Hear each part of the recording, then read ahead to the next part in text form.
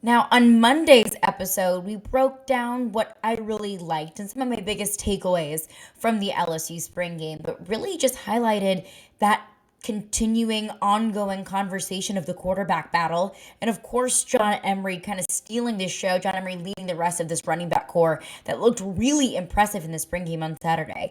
But what were my other takeaways and other position groups, offensive line, defensive line, corners? I'll break that down, my thoughts on the rest of the spring game on today's edition of Locked on LSU. You are Locked on LSU, your daily podcast on the LSU Tigers. Part of the Locked on Podcast Network. Your team every day.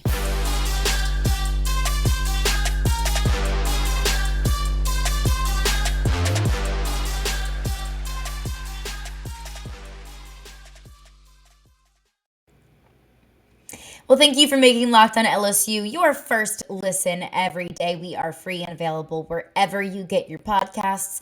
So whatever your preferred podcast platform may be, you can absolutely check us out there. You can also watch us on YouTube as well. Throw it on your TV, throw it on your smartphone, whatever that might be. You can check us out on YouTube. So make sure to subscribe to Locked on LSU on YouTube so you'll get notified as soon as those episodes drop. My name is Caroline Fenton and I am your host, as I am every single day. You can follow me on Twitter at Caroline Fenton1. I'm an LSU alum, diehard LSU sports fan, and I'm now a sports talk radio host in Nashville, Tennessee for ESPN 1025 The Game. You can also follow the podcast on Twitter at Locked on LSU. I'll post links to the podcast updates, kind of my takes on LSU sports here and there. So make sure to interact with us on Twitter and on YouTube as well, Locked on LSU. But continuing to recap the spring game from Saturday. And on Monday's episode, if you missed it, you can go back and watch it on Spotify, Apple Podcasts, YouTube, whatever that might be. But I broke down the most glaring storyline from the spring game, and that was this quarterback competition. The fact that we went into the spring game, I did, you did probably, and I know for certain Brian Kelly and the rest of this LSU coaching staff went into the spring game hoping to find some clarity about who the starter will be against Florida State come September 4th. A little bit of clarity of, okay, well, the legitimate candidates for a starter start to emerge in the spring game, and then the rest kind of fall back, and we can get a clearer road moving forward. And we actually got the opposite, because the road looks much more confusing and much more difficult. The road to deciding who will be the starting quarterback got so much more difficult. And I actually admittedly was coming into this podcast today fully prepared to name my starter based off of what I saw in the spring game to kind of say, today on Tuesday, April 26th, this is who my choice for a starting quarterback would be. But the more and more I thought about it, the more and more I thought, that is so irresponsible. The more and more I thought, okay, that's just not fair. Because I could name my starter today and run with it and then, change it from there. But I think coming out of the spring game, there is a starter, or there is a quarterback that I probably would feel most comfortable about, being the starter moving forward. But today's April 26th. I don't think that's necessarily fair to do that, because the person that I thought looked the best on Saturday, of course, was going to look the best on Saturday, because that quarterback has the most experience. That quarterback has been in the offense the longest. That quarterback looked the most comfortable and confident and kind of just looked like he should have the starting job, because it's a job that he's had before. We still have a lot of time before the first game in September against Florida State.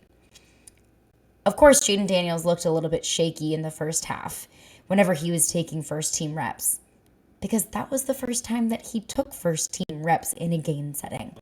Of course, Garrett Nussmeier wasn't incredibly accurate because he doesn't have as much experience. The more and more I thought about it, the more and more I thought it's silly and it's stupid to name my starting quarterback today. And I also want this to be a message to you listening, because I've already seen it on Twitter. I've already seen it on the YouTube page, people commenting, XYZ is going to be quarterback. This person should be quarterback because of what we saw in the spring game. And I think that's a little ridiculous to go ahead and jump to conclusions about who we think the starting quarterback should be after the spring game. I think the spring game is there to give us glimpses of who's looking like they can win a position battle. But whenever you don't get a clear answer there, then how can you jump to a clear conclusion? It's not fair to the team. It's not fair to the quarterbacks competing for that position. And I really don't think it's fair to yourself as an LSU fan to be married to one certain quarterback over another just because of what you've seen, really, essentially, day one. As fans, this was the first day that we really got to see these quarterbacks. This was the first time that we've gotten to see a game setting. As fans, we haven't been able to be in practice. Of course, it's open to the media, and we can read the articles, and we can listen to the podcast, and I appreciate all of the y'all who do. But we really haven't gotten to see a lot from most of these guys. So I think that my biggest warning here is don't jump to any sort of conclusions, and don't do that to yourself to say that you are going to be naming a starter in April, because a lot can change. We've already seen a lot of growth and development, not just from quarterbacks, but from players from several different positions. They put on weight, they get in the training room, they get in the weight room, they put on muscle, they get used to this offense, they kind of become indoctrinated into this new coaching staff. Things change in how many months are we away from this now? Math is hard. 4 or 5 months? A lot can change in that time. Brian Kelly, Mike Denbrock said they're not rushing to name a starting quarterback. So I thought to myself, why am I? Why am I rushing to name a starting quarterback just based off of, a few snaps in a spring game? I am so incredibly excited and giddy to find out who is going to be taking snaps under center for LSU this year. And what we've learned from Brian Kelly, what we broke down from his post-spring game press conference, is it's not going to be a 2 QB system. He's not using 2 quarterbacks. There will be a starting quarterback named, and there will be a backup quarterback. And of course, that quarterback battle will continue to unravel and I guess unravel isn't the right word, but it'll continue to persist throughout the season because, your job is never solidified in the game of football. So, there'll continue to be a quarterback battle throughout the season. But I know I am, and I know you are probably too, just ready to know what this team is going to look like, who's going to be the starter, what can we expect. But I think that you're doing yourself a disservice, and I realized I was doing myself a disservice as well. I think we all know who looked like the best quarterback out there. But I think we also have to take glimpses of, at what other quarterbacks were able to do. They each have their own strengths. Jaden Daniels is so incredibly impressive on his feet. Garrett Nussmeier, while inaccurate at times, can make really risky throws. Miles Brennan looks very comfortable and confident in the pocket and can complete passes. All of those things are important attributes of a quarterback. So I'm not going to get married to one right now. And I don't think that you should either. But coming up next, hey, it's not just about a quarterback battle. I've been, gabbing on and on and on about these quarterbacks that I'm ready to talk about other things that I saw on Saturday. What I saw that was good, what I saw that was bad, individual players that I think looked great, position groups that I think could, use some work, position groups that I think look great as well. We'll break all of that down coming up next. But before we do that, I want to tell you about how I've been using AG1 almost every single morning because I try to get my day started very early, but I get that 2 o'clock, 3 o'clock slump in the middle of the day, and I need more energy. And I hated bringing, coffee with me or taking pills or supplements in order to boost my energy throughout the day. And honestly, my iced coffee habit has just gotten way too expensive. But with AG1, it will boost your energy. It's great for digestion if you've been dealing with some gut health. It's incredibly healthy, but it doesn't taste super healthy. I know you know what I'm saying. Whenever something tastes like it's a green juice, you don't necessarily love that. But AG1 has 75 high-quality vitamins, minerals, whole food source superfoods, probiotics, and adaptogens to help you start your day and continue your day right. Like I said, my iced coffee habit was just way too expensive. But AG1 costs you less than $3 a day. And it's not just an investment, you know, in itself, but it's also an investment in yourself, in your health. And it's cheaper than your cold brew habit. It's cheaper than getting all of your different supplements and popping all these different vitamins and pills. Plus, Athletic Greens has over 7,000 five-star reviews. It's recommended by professional athletes, by leading health experts, so it's good for you. And I know I can be a testimony to it. And there are several other professionals who can as well. So right now, it's your time to reclaim your health and arm your immune system with convenient daily nutrition. It's just one scoop and a cup of water every day. That's it. No need for a million different pills and supplements to look out for your health. And to make it easy, Athletic Greens is going to give you a free 1-year supply of immune-supporting vitamin D and 5 free travel packs with your first purchase. All you have to do is visit athleticgreens.com/college. Again, that's athleticgreens.com/college to take ownership over your health and pick up the ultimate daily nutritional insurance. And thanks for making Locked On LSU your first listen every day. Now, a very big announcement because it's NFL Draft Week. For the first time ever, Locked On is hosting live coverage of the 2022 NFL Draft from our studios in Dallas with pick-by-pick analysis from our local team experts and draft gurus. Tune in all 3 days as our draft team guides you through every pick and every trade in real time. It all starts on Thursday, April 28th at 7 p.m. Eastern, available on Locked On NFL Draft and on YouTube and on the Odyssey app. Well, breaking down some of the rest of my takeaways from the LSU spring game on Saturday, because while the most glaring storyline was the quarterbacks, there was a lot of other good stuff that I saw on Saturday as well. I mentioned John Emery Jr., Armani Goodwin, kind of stole the show on Saturday for me. But what looked good? First and foremost, while we're on the topic of the offense, the quarterbacks and the running backs looked quarterbacks, of course, running backs looked great. I think another glaring thing that I saw on Saturday was this wide receiver position is, it's in good shape. I think Jack Besh really just, was the exclamation point on the day. And I don't think that's necessarily a shock to anyone based off of what we saw Jack Besh that was able to do last year, kind of emerged as Max Johnson's number one favorite target after Kayshon Boutte went down with an injury last year. But I think that one thing that has kind of been in my mind was, can Jack Besh really take on a full pass-catching wide receiver role? Of course, coming into LSU as a true tight end. And then we kind of saw that role evolve into more of a pass-catching role. So I thought, can he really take on the load of being a true, pure pass catcher at the wide receiver position? And I think on Saturday, that really showed us that. And Brian Kelly was asked about Jack Besh post-spring game, that is. And he said he's just a gamer. That was the word that he used. That no matter what day, what time it is, whenever it's game time and you put those pads on and you're in front of a crowd, he's going to turn it on and he's going to be a playmaker. Now, Kayshon Boutte was not out there in the spring game on Saturday, but I think that Jack Besh really emerged as being that perfect complement to Kayshon Boutte. And now whoever will be lining up under center will have a wide array of pass catchers at their disposal. So I think Jack Besh really shined the most out of that group. But that wide receiver group is so stacked, so deep, and is incredibly talented. So the wide receiver position, to me, I think is locked up and looks really good. And I think that we all have something to look forward to in that position as well. And while we're on the topic of offense as well, I want to look at the offensive line, because the offensive line needs work. We've been into this season knowing that. This offensive line was just blown up in the offseason. LSU losing starters at the offensive line, not just to the NFL draft, but the transfer portal as well. So I was curious to see how they were going to kind of plug players in, and are you going to move a swing tackle over to guard and vice versa, and who's lining up at center.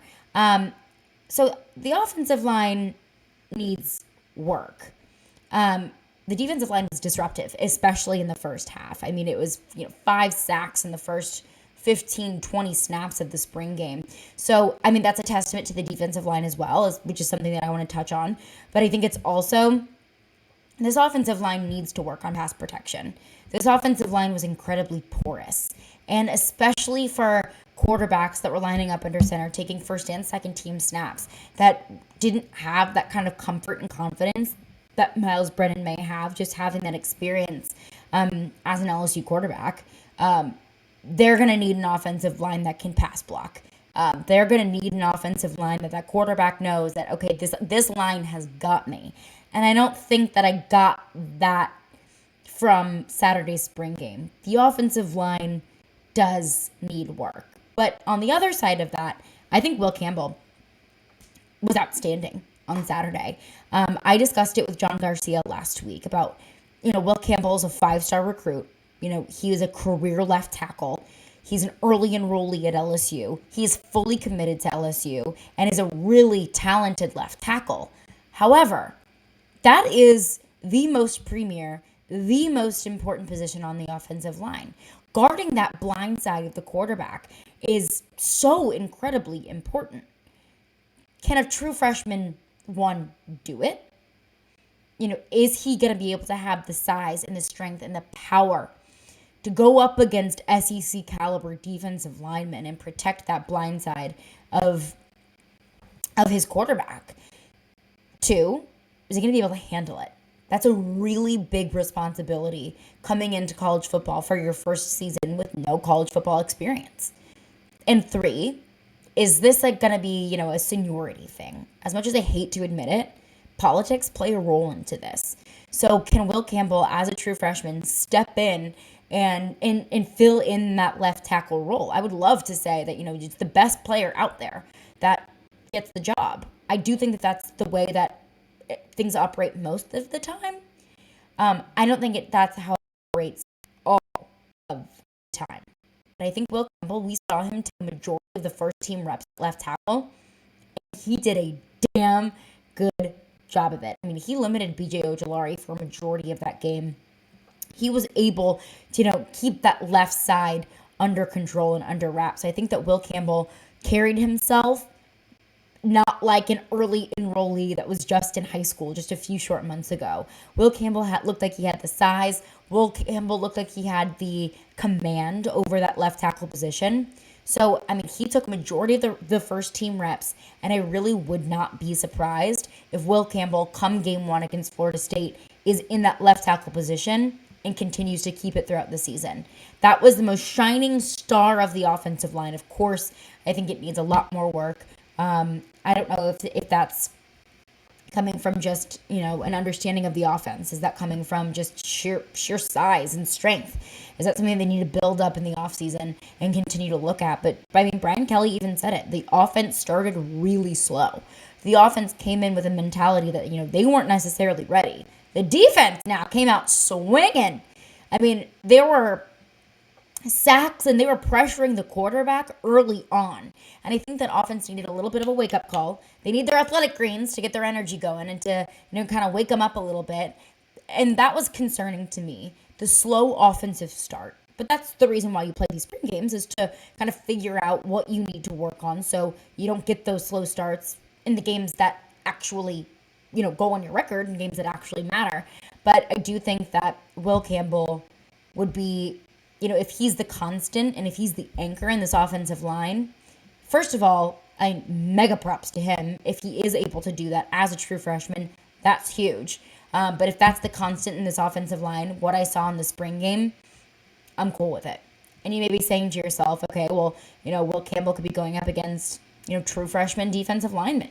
Could be going up against second team offensive linemen. Went up against the first team defense. That's how it went, was first team offense, first team defense, second team offense, second team defense, back and forth. And, the defensive line wasn't holding anything back. The defense as a whole wasn't holding anything back. I think there were a few instances in the spring game that I was like, okay, all right, that's enough. All right, easy now. No, it is just the spring game. We don't need to, come for their ankles. But Mason Smith, for example, Mason Smith on the defensive line is a very bad man. And I think that we're going to see a lot of him moving forward. And paired up, of course, with BJ Ojulari, I think that duo of a pass rush, those two in particular, I think are going to be incredibly disruptive. I was very encouraged from what I saw from the defensive line. Now, on the other hand, I wasn't, doing cartwheels over what I saw from the corners. And I think we already knew that going into the spring game. Adding Seven Banks into the mix as well. Bernard Converse wasn't out there on Saturday. He's dealing with a little bit of an injury there. So I know more to come from the corners. Wasn't totally thrilled from what I saw. I think they got burned for the most part from the wide receivers. But I think that I look at it from this standpoint of, your cornerback room is what it is. You got another transfer to add some depth and to add some experience into the cornerback room there. But the way this defensive line looks, if they're able to get to the quarterback like they were on Saturday, and if they're able to put the same kind of pressure and even continue to just get at the quarterback and continue to be these offensive linemen, then the defensive linemen are doing a majority of the job that the corners would have to do. I mean, get to the quarterback, and the corners can sit back pretty. So those were my biggest takeaways from Saturday outside of the quarterback battle. Running backs looked great. John Emery Jr. looked great. Armani Goodwin looked great. Jack Besh gets my Golden Star blue ribbon trophy of the day in terms of the wide receivers. Offensive line needs help. Offensive line needs work. They need to protect the quarterback a little bit more. But Will Campbell, I even said on Thursday and Friday that that's what I would be looking at moving forward is Will Campbell. Can he handle this left tackle position? And I think on Saturday it really proved that he absolutely could. The defensive line, bad men on that defensive line. And I think that they will be giving plenty of quarterbacks plenty of trouble come the fall. But coming up next, we understand that we are in this new era of LSU football under the Brian Kelly regime. I think we have our own thoughts about the direction of the way that LSU football is going. But what do the national analysts think about the Brian Kelly hire and the way that things have started to unfold in the spring? I want to get into that coming up next. But before I do that, I want to tell you about BetOnline.net.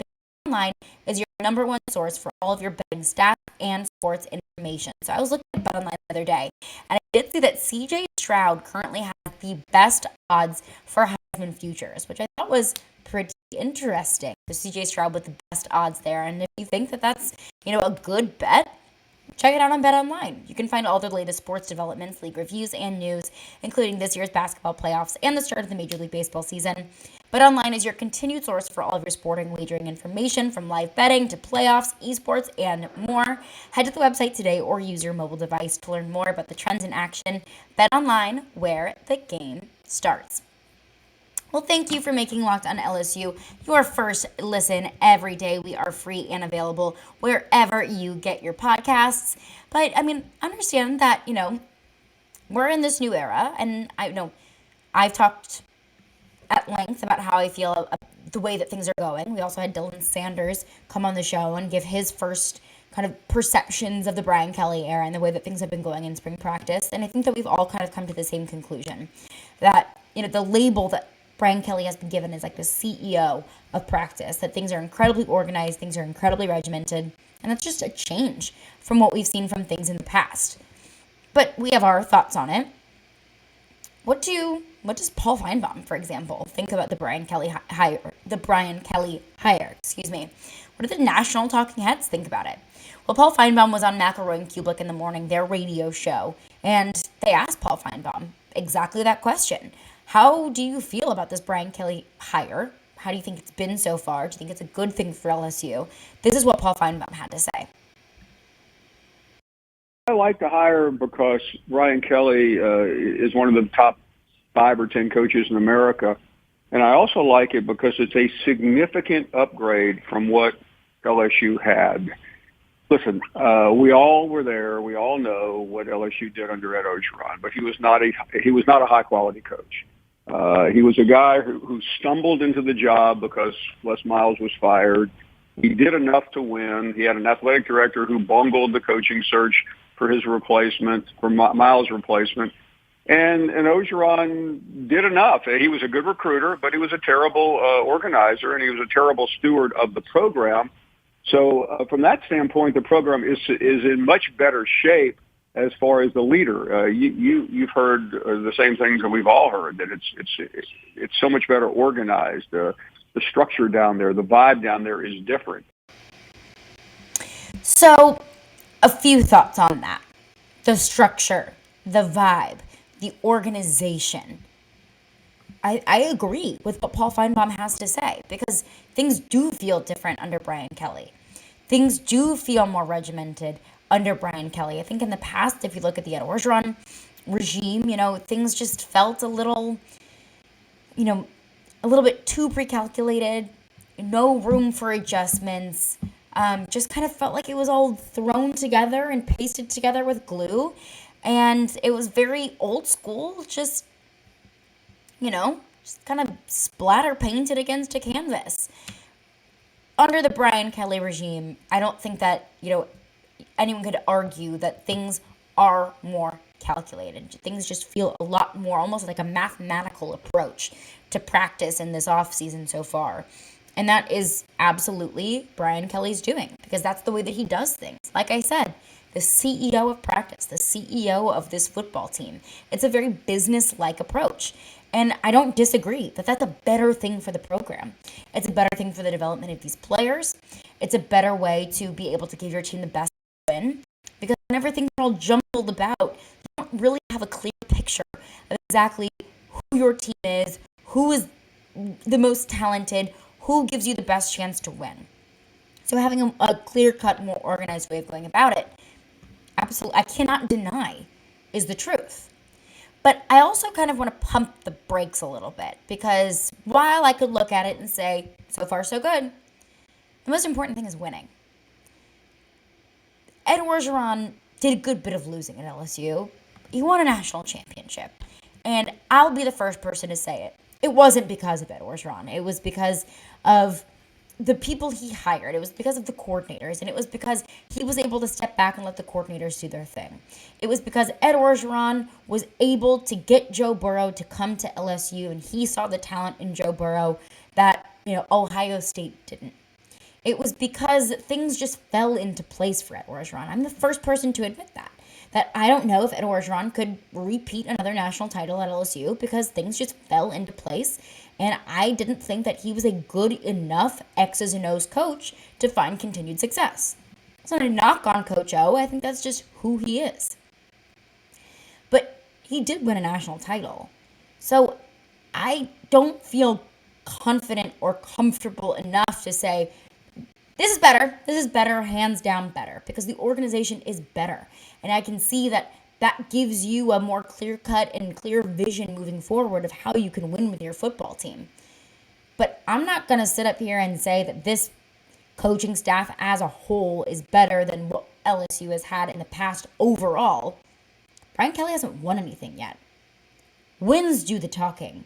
Wins solve a lot of different things. Winning solves everything. So while I feel comfortable and confident with this coaching staff so far, from what I've seen in the direction of this program, the organization of this program, I don't feel comfortable saying that, hands down, this is, the best move LSU could have done. They haven't won anything yet.